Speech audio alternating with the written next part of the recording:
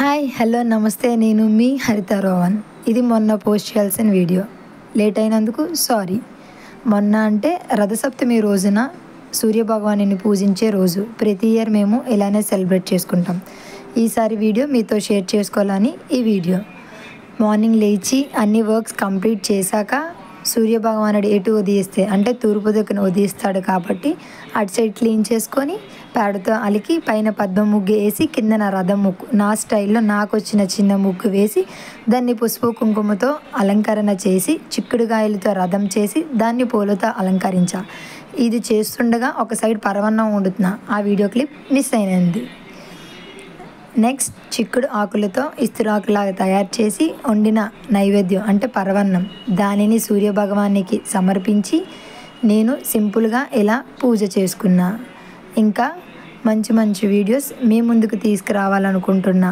Please subscribe our channel Haritha vlogs. మీ హరిత రోహన్. మీ support ఎప్పటికీ నాకు ఇలానే ఉండాలనుకుంటూ thank you. Love you so much.